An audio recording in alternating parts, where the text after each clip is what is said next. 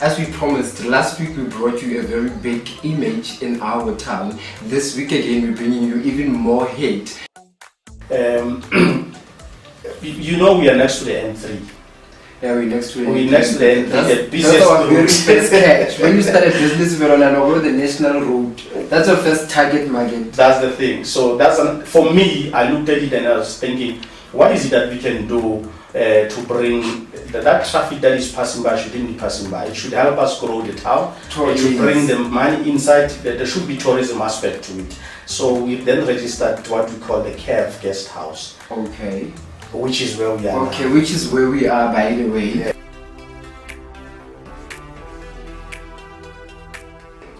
Ladies and gentlemen, please help me welcome Mr. Fusi podcasting. You welcome, sir. Thank you so much for having me. Usually I don't introduce a person who's being invited to our guest to our podcast, so I'd love you to introduce yourself. For who are you? Like, where do you come from? Like, who are you? Whew. Big question. As you said, my name is Fusi Motloung.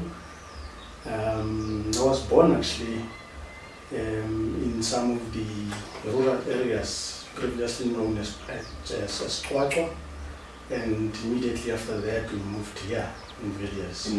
Yeah, so literally I grew up here in Villiers.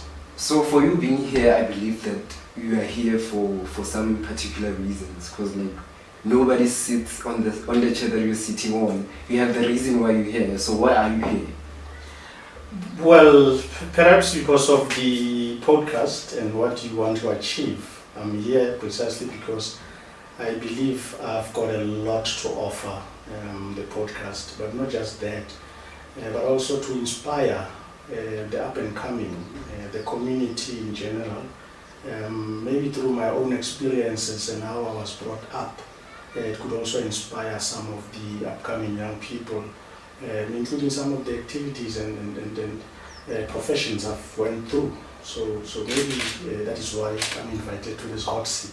So can you please just elaborate further when you say you want to inspire upcoming people or people who are after you? Like, what do you want to inspire them with? Maybe what or what inspire them be like? What do you want to inspire them with? Basically, who are you? What are you doing? No, thank you very much. Maybe let me start by saying I come from humble beginnings. Yes.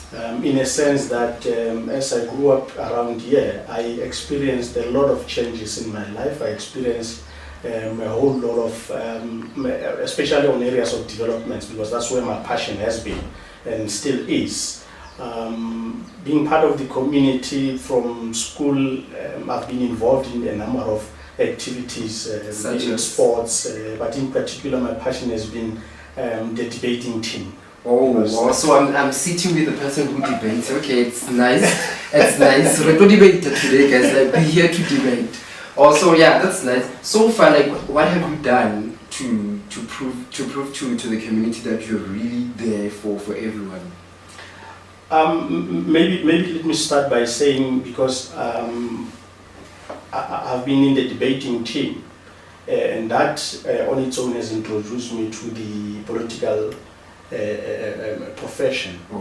And this is where the whole practicality of being a debating person came into being. I must indicate that at an early age I joined a political organization called the ANC Youth League, and out of that I grew up in the whole space of community development, not just about politics, because for me politics is not just about who's right and who's wrong. For me, politics is about delivering to the people. You get into the podium, you present your own case, but at the same time, there's more of practicality to it than just argue a point. So this is where the whole community development space came into being. Just one example, I'm sure many people would know of a community center called Multi-Purpose Community Center here in Kalabucha. Yeah. I was one of the people who spearheaded the whole development. I was one of the project managers during construction. Oh, really? I was the CEO of the organization that brought about funding to develop the center itself, and later on we crafted a document that talked to the sustainability of the center. As a community liaison officer, but at the same time, you get to interact with business people, consultants. You get all the knowledge and the know-how of how projects are run, including management of funds and all of that. So it became one of my specialities as a training, without me even noticing. I'm being trained with the process. Yeah. So that was on the construction side, and. Currently, I registered another company called Fusion X Investment Group. I've lost the count. How many companies?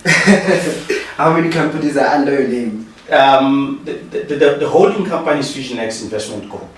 And all of these other companies are just feeding into the gaps that exist in the market. Oh, yes. Yes. But if I were to unpack them, other than Fusion X, there's also a security company, On Call. We'll talk about it just now. That's the security side. We'll talk about it. With me, in terms of companies, my idea is that what is the gap thereof? If there's a gap in the market, I always find a way to bridge the gap. And as I do that, I don't just go alone. I also find people to pull in, either with resources, but at the same time, either with their own skills, because it's not just about me. It's also about how do I pull. Yeah. So basically, what can you say to a person who's watching? Who feels like they do have that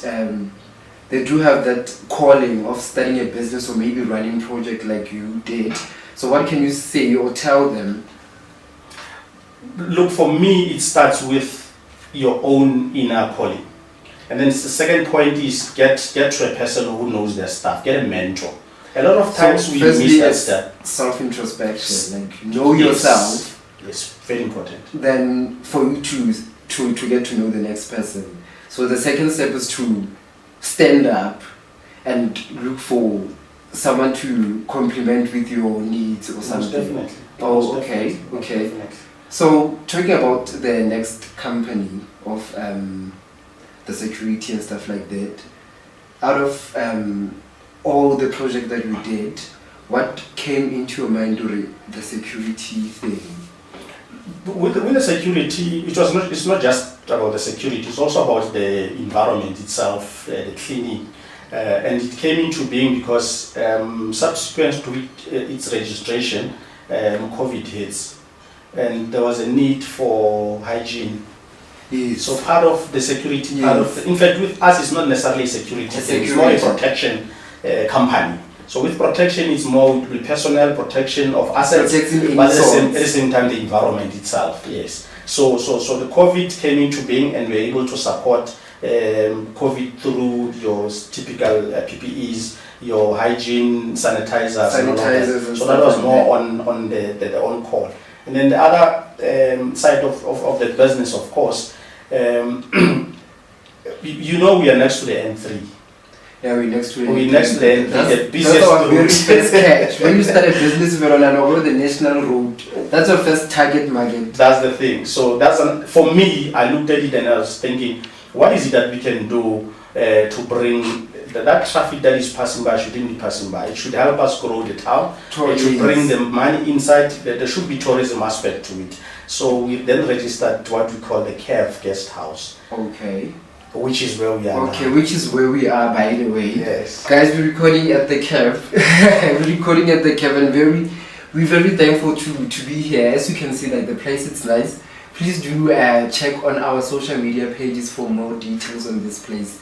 So yeah, back to it.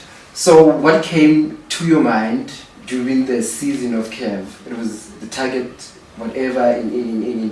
So like so far, have you ever thought of maybe the competition within the industry of this business you just opened? For me, competition is not really an issue as such. In fact, the more we compete, the better, because then we'll bring better products to the community and our customers in particular.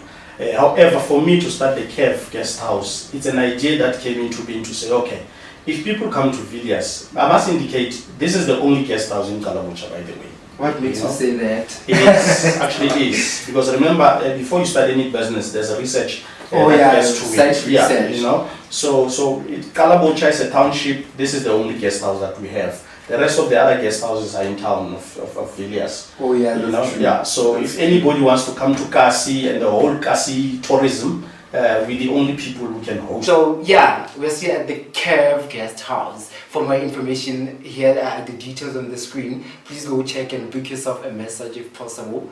Thank you so much for watching. Subscribe and comment on our video like so bad. Thank you so much. Love you.